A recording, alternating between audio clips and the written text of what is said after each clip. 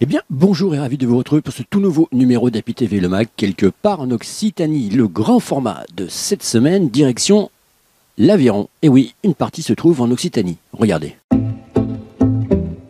Vous ne vous trompez pas, ce n'est pas un taureau de Camargue qui apparaît à l'écran, mais un taureau d'Aubrac, puisque je vous emmène dans l'Aveyron.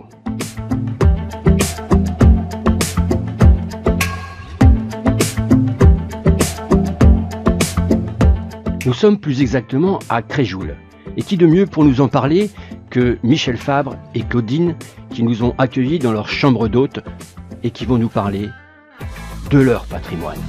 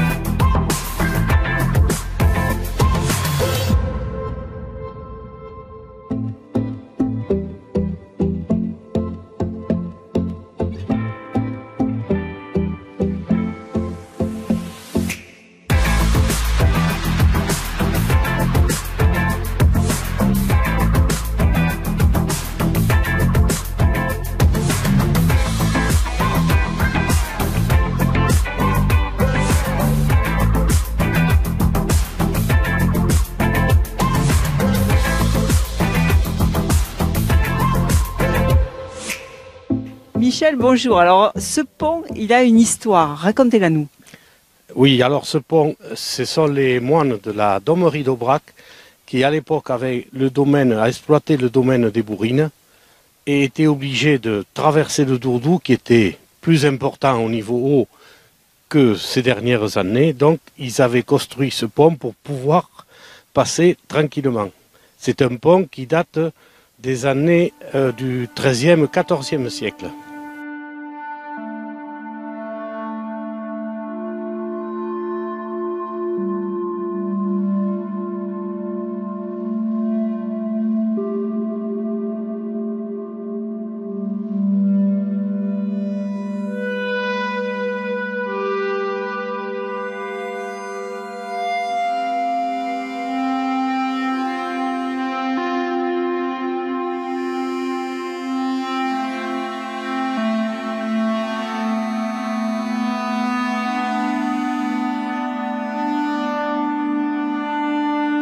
Oui, c'est un Milan Royal, il a la queue en V.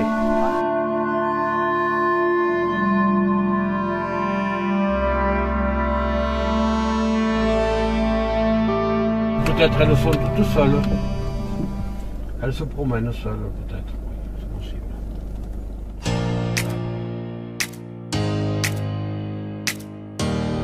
Ça, c'est des purs Aubrac. Vous voyez, les sabots noirs, les yeux noirs.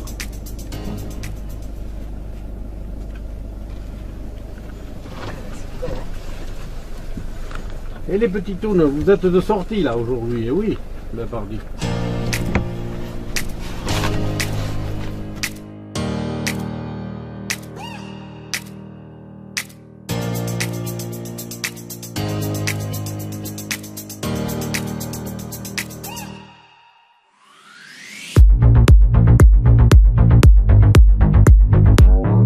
Michel, on est où ici? Alors ici, vous êtes dans le domaine des Bourrines. C'est-à-dire, c'était l'ancien domaine où les moines passaient une partie de leur année, on va dire.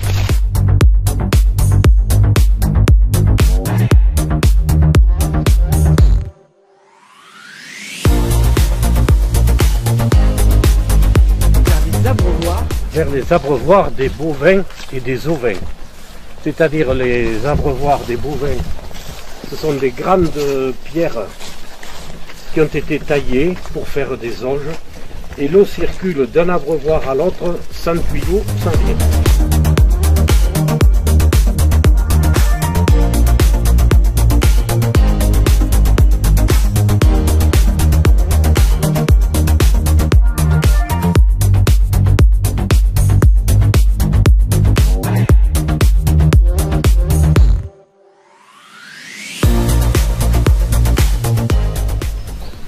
Donc Michel, ces fenêtres-là, elles ont une spécificité.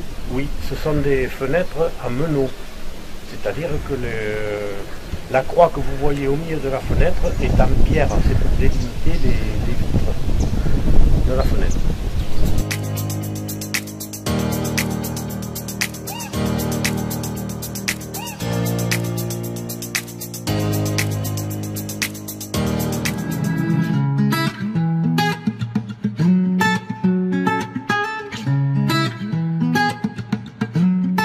Et vous voyez partout sur les ouvertures, vous voyez des arcades en pierre pour délimiter la force qui peut s'exercer jusqu'au fond. Ce de meurtrière, c'était pour regarder l'ennemi arriver, mais pour pouvoir tirer là. D'accord. Et ce sont des tours exprès pour l'ennemi à l'époque qui attaquait.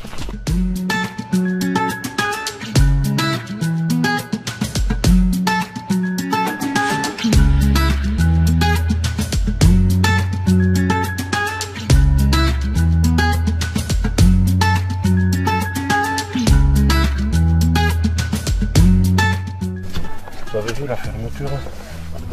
Pour être sûr que personne ne vient.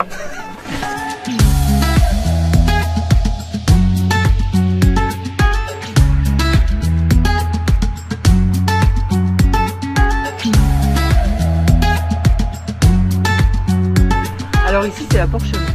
Oui, ici ce sont les porcheries du domaine des Bourrines.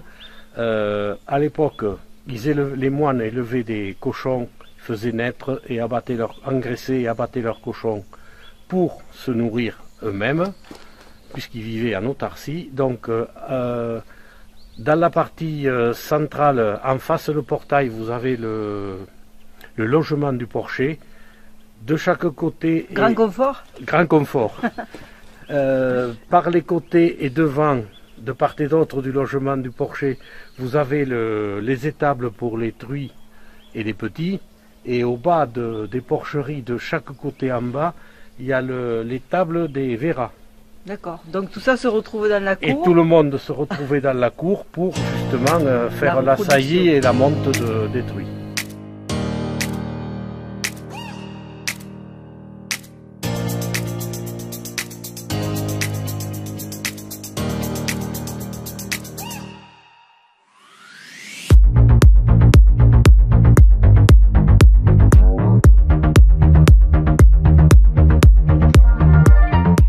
Et bien voilà, nous quittons Créjoul et notre ami Michel Fabre, grand passionné de patrimoine et de nature. Alors n'oubliez pas, si vous voulez faire un petit coucou à notre ami Michel et Claudine, ils sont ravis de vous accueillir au gîte et chambre d'hôtes de Mémac.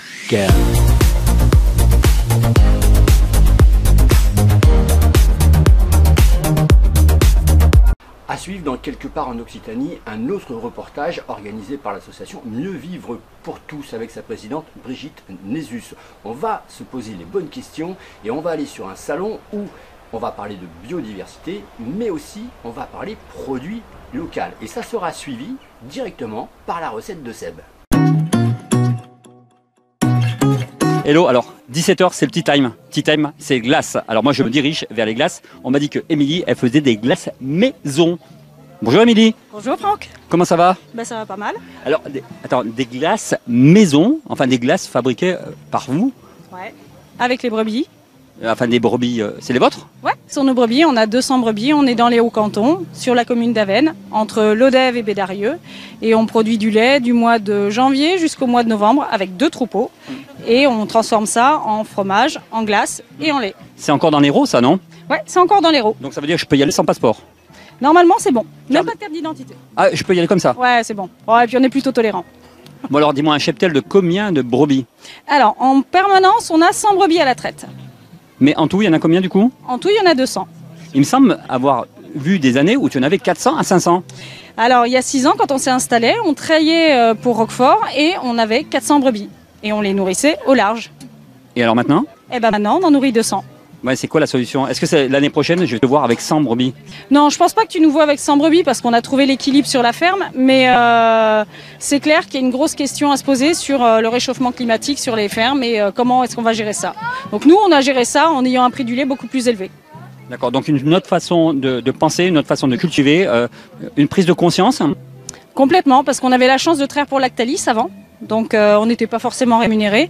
Et aujourd'hui, on se retrouve à avoir repris notre valeur ajoutée, la part du loup, le nom de notre ferme, pour pouvoir le transformer et le redonner aux consommateurs. Alors, un caramel au beurre salé, s'il te plaît. En pot ou en cornet? En pot. Et toi, Stan, tu veux quoi? Vanille. Donc après. Il y a aussi dans notre transformation une idée de sensibiliser les gens à où est-ce que va l'argent, à quel genre d'agriculture vous favorisez. D'accord, alors je te remercie, merci. Ce que je te propose, c'est qu'on se revoit dans 5 minutes, on peut faire une petite dégustation de glace. Ouais, on peut faire une dégustation de glace. Ouais. Non, Vas-y, fais ça très très bien. Il va vous demander si c'est un coulis de framboise, un coulis de fraise ou un caramel au beurre salé maison. Oui, alors juste une chose, les contenants compostables, biodégradables. Compostable et biodégradable. Je peux les manger? Pas digestible. D'accord. Mais tu as un tri sélectif ou pas? Sur le marché, non, pas encore. Ça Bon. fait partie de ce qu'on a envie de mettre en place, d'emmener la poubelle à compost. Alors moi je veux bien déguster tes glaces à une seule condition, c'est que je veux être sûr que mon contenant, je puisse le mettre dans une poubelle, alors quelque part. Ou un cornet, tu as des cornets? Un cornet, ça sera pas mal. Je pense qu'il ira très bien à la poubelle. Ou je peux le manger. Ouais, comme ça. Bon, alors à tout de suite. À tout de suite. Elle est là. Regarde comme elle est belle.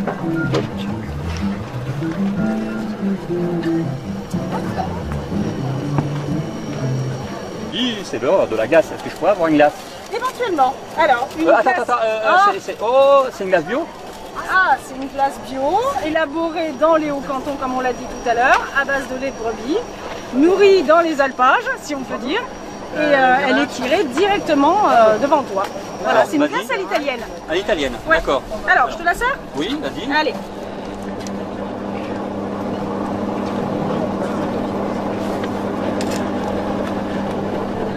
Et voilà. Alors moi, je vais te dire, je trouve ça génial. Il y a juste une chose qui m'embête, c'est le réchauffement climatique, c'est qu'il nous faut 45 secondes pour la manger. Là, c'est bon, j'ai plus de temps ou pas? Ah si, ça va, elle se tient quand même. Hein. Ah ouais, carrément.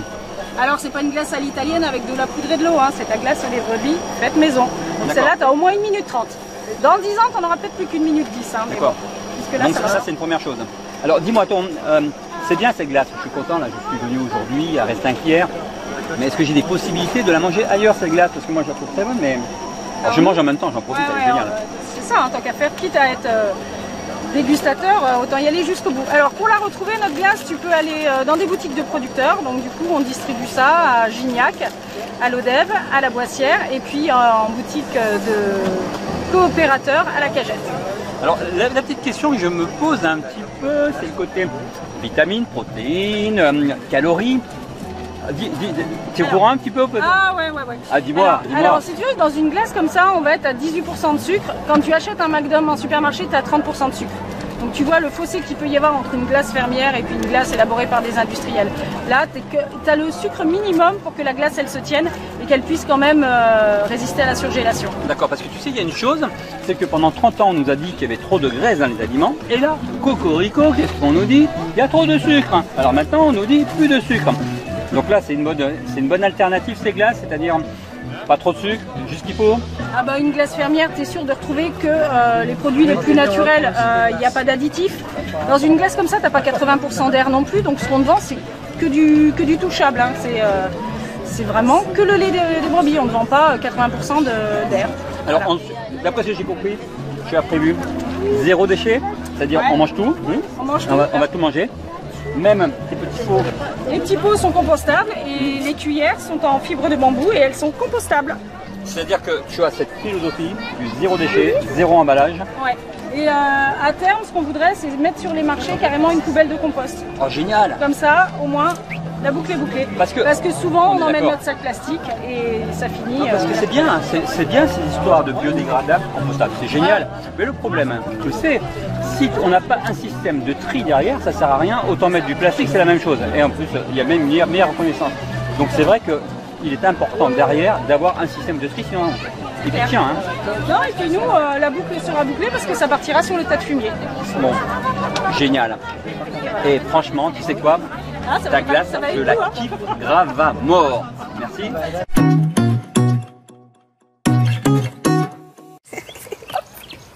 Joue du cœur. Hein? Joue du cœur. Il te dit de jouer du cœur, alors donne-lui du cœur. T'as entendu? Ben oui, j'entends tout maintenant. Afflelou. C'est de la triche, on voit rien. Afflelou. Ni vu, ni connu. Quoi? Ils ont raison. On veut bien entendre, ne pas que ça se voit, et si possible, pas payer trop cher. Allez non, toi si t'en aurais besoin, ça serait pas du luxe. Chin Chin d'Afflelou, c'est votre second appareil auditif pour 1 € de plus. Dispositif médical. Il est fou, cet Afflelou. Et puis comme chaque semaine, notre chef Toqué Burger 2019 nous a concocté une magnifique recette. Alors cette semaine, bah tiens, c'est quoi la recette de cette semaine? Il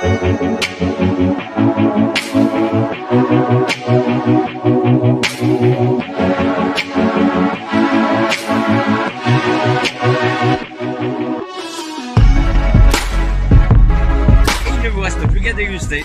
Bonjour et bienvenue à la table de Seb. Cette semaine, je vous propose une recette de papillotes de cabillaud, aux figues, bien sûr, au barbecue.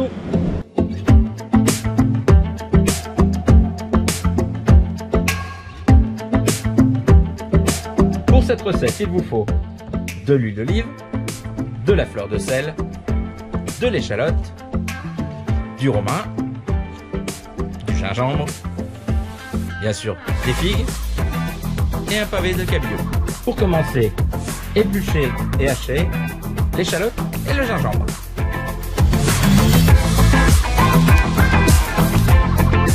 Salez votre poisson.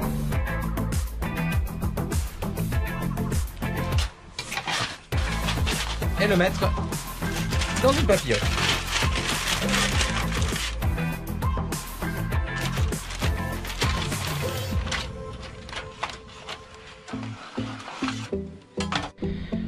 Ajoutez l'échalote et le gingembre.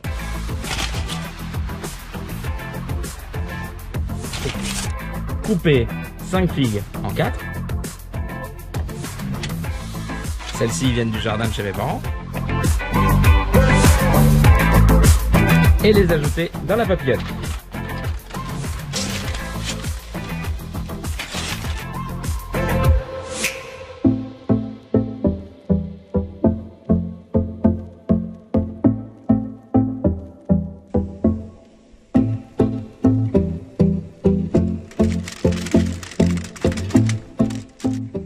Et il ne reste plus qu'à déguster.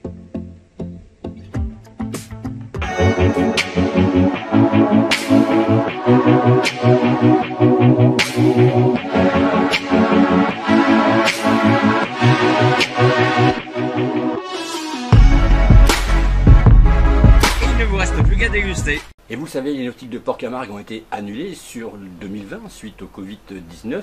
J'ai décidé de vous replonger sur les nautiques 2019 avec, bien sûr, Brigitte Nézus et Jean-Luc Glad. Et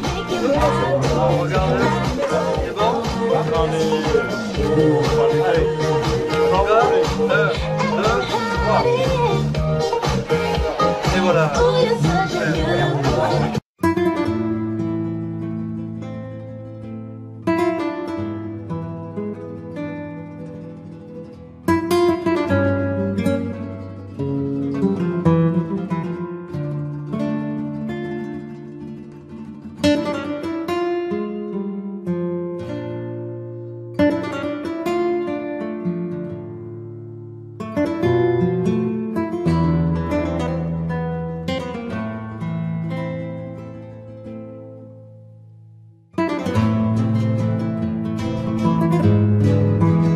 Vous vous amusez là ou vous nettoyez? Je fais les deux. On joue à l'utile à l'agréable. Alors qu'est-ce que c'est votre appareil? Alors c'est un robot de ramassage de déchets flottants et d'hydrocarbures. C'est un robot de surface compact, 70 cm sur 70. Et léger, il fait 18 kg avec les batteries, facile à mettre en mer et de sortir aussi par une seule personne. Et c'est électrique, 100% électrique. Il a une autonomie d'une journée de travail entre 6 et 8 heures. Et il ramasse n'importe quelle sorte de déchets? Il ramasse, après ça dépend du filet. On a d'autres filets de mailles plus fines. On ramasse tout ce qui est déchets flottants et hydrocarbures aussi. On peut équiper de lingettes absorbantes, des petites irisations d'hydrocarbures. Après, s'il y a des pollutions plus importantes, on peut remplir le filet avec des spaghettis, des matériaux absorbants qui permet de collecter une plus importante quantité de pollution. Il y a un seul modèle ou il y en a des plus gros, des plus petits? En fait, c'est le modèle qu'on commercialise là. C'est la taille, c'est l'équilibre entre capacité de ramassage et capacité de déplacement dans les petits recoins. C'est souvent là où il y a les déchets. C'est dans les petits coins, entre les bateaux, contre les quais. Pour ça, on a conçu un engin compact et léger pour pouvoir aller partout.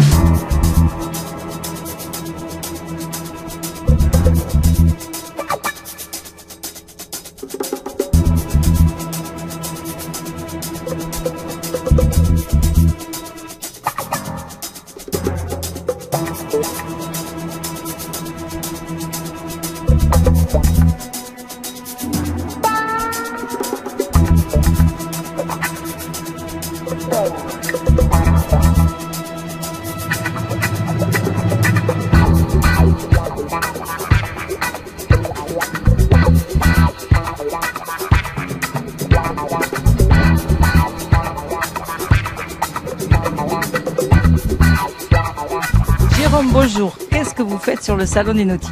Eh bien, c'est une très bonne question. Nous venons présenter pour ce salon nautique notre nouveau voilier d'expédition, le Mutual Logistic Explorer, qui va partir pour un périple qui va l'emmener jusqu'en 2011 à travers les volcans méditerranéens. Donc c'est une campagne en 2 temps. Une première partie, on va faire les volcans italiens, Stromboli, Vulcano et l'Etna. Puis l'année d'après, il va partir sur Santorin en Grèce. Quelle année vous m'avez dit? Alors jusqu'en 2011, la campagne d'exploration. 2011. Je vous ai dit 2011? 2 fois. 2021. Bon, alors je crois que là pour l'instant, c'est l'apéro, non? Ouais, je crois on a attaqué un petit peu là. Je sais pas pourquoi je t'ai dit 2011. Alors c'est vous qui serez dans l'équipage? En fait, ça va être des équipages qui vont se relayer, des équipages de 6 personnes. Alors il y aura des alpinistes. Il y aura des plongeurs puisque l'idée c'est de faire des explorations du sommet du volcan jusqu'au fond du volcan. Donc c'est-à-dire on va partir avec des roves qui descendent notamment jusqu'à 300 mètres de fond. C'est super. Ouais. Donc du coup, alors pour vous expliquer un peu plus en détail, il y a quand même plusieurs visées. Il y a des visées éducatives puisqu'on travaille avec plusieurs écoles. Donc des écoles de l'Ain et du Rhône. Bien sûr, la porte est ouverte. S'il y a des écoles du Sud qui veulent se joindre à nous, eh bien, ils viennent, contact@cercleaventure.com. Et c'est pour ça que vous êtes sur les nautiques de Port-Camargue. Et c'est pour ça qu'on est sur les nautiques, pour présenter. Et puis surtout, le bateau a été reconditionné ici, en fin de compte. Donc c'est pour ça qu'en fait, on profite du salon pour le présenter. C'est pour rendre un petit peu ce que nous a apporté Port-Camargue. D'accord, ben on vous suivra sur votre périple. Pas de problème, www.cercleaventure.com.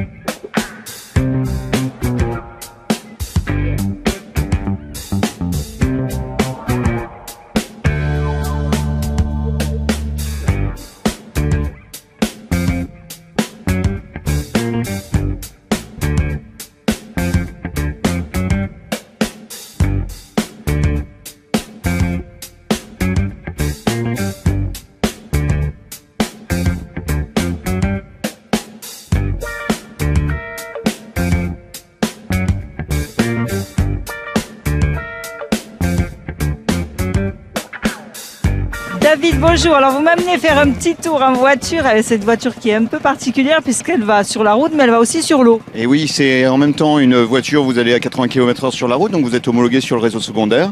Et vous allez sur l'eau en petit bateau, c'est-à-dire en catégorie engin de plage jusqu'à 300 mètres des côtes. D'accord, on y va? On y va, on est parti. Allez.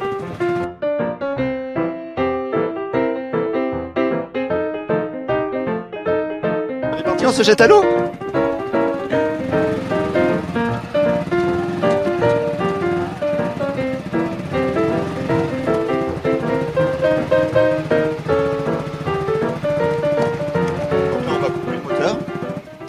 coupe le moteur thermique et on part en électrique.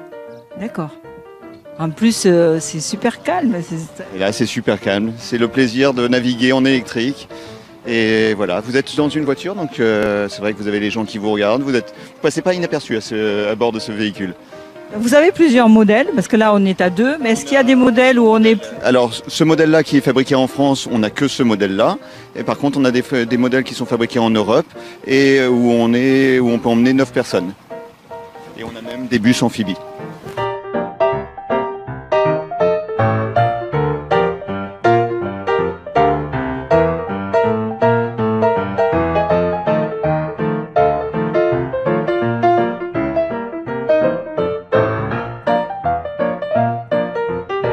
On est en catégorie force 4 au niveau du vent et au niveau des vagues jusqu'à 150 cm de vagues. C'est très agréable. C'est super agréable. Hein, et on est à bord d'une voiture. Vous pouvez toucher l'eau, mais vous n'avez pas les pieds mouillés. Notre slogan, c'est les roues au sec, les roues dans l'eau, les pieds au sec.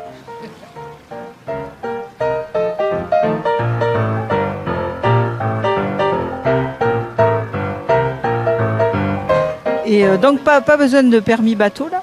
Pas besoin du permis bateau, seulement du permis voiture et à partir du permis B1.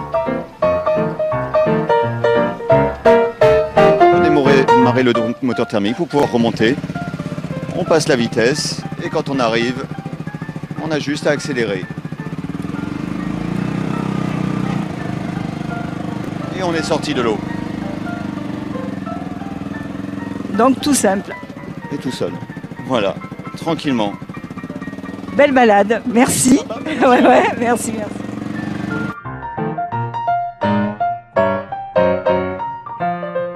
Bon alors David, je suppose quand même que ce joli joujou a un prix. Oui, ce prix est raisonnable pour un joujou comme ça, c'est-à-dire qu'on commence à 32 000 € TTC et si on va rajouter des options, on va monter jusqu'à 42 000. Il y a beaucoup d'entretien?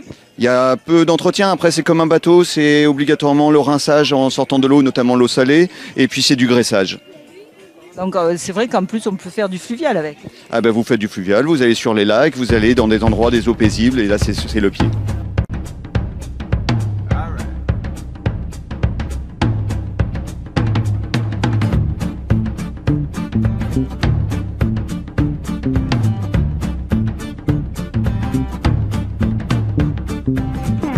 Là on a un vélo, alors effectivement c'est pas amphibie mais on va retrouver les sensations du vélo sur l'eau, hein, les vraies sensations d'un VTT mais sur l'eau. Et l'avantage de ce vélo c'est d'une part il est repliable donc vous pouvez le mettre sur le porte-vélo à l'arrière de la voiture, mais d'autre part il est très très stable. Donc une fois sur l'eau vous êtes en balade, vous êtes en endurance et vous pédalez.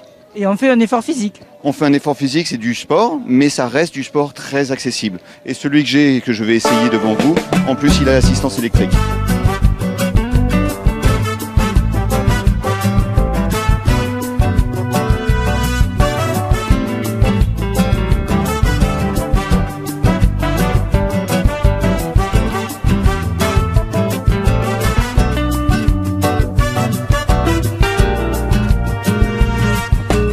Celui-là, Joujou, c'est quel prix? Ce Joujou, il commence à 3 695 € et vous allez le retrouver dans beaucoup de bases nautiques. Les loueurs qui vous louent habituellement des paddles vont s'arracher ce type de vélo.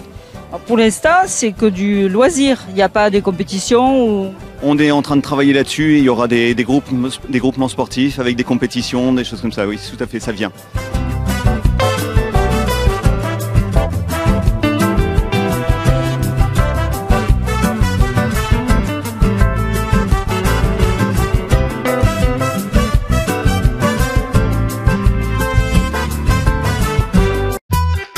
Où que j'aille, où que je sois, c'est jamais sans mes Smartonic. J'enlève, lunettes vue. Je remets, lunettes soleil. Elle s'adapte à toutes les situations. Et ça, c'est quand je veux faire la star. C'est vraiment la lunette des stars. Pardon Sharon, mais pour moi, un Smartonic, c'est avant tout la star des lunettes. Vous, je sais pas. Moi, c'est Afflelou. Dispositif médical. Et bien voilà, quelque part en Occitanie, c'est fini pour cette semaine. Je vous donne d'ores et déjà rendez-vous vendredi prochain pour de toutes nouvelles aventures. Moi, je vous donne rendez-vous dès lundi pour un nouveau live et sachez que ça sera un spécial SPA. Ciao ciao, passez un bon week-end, likez, aimez, partagez et à lundi. Salut!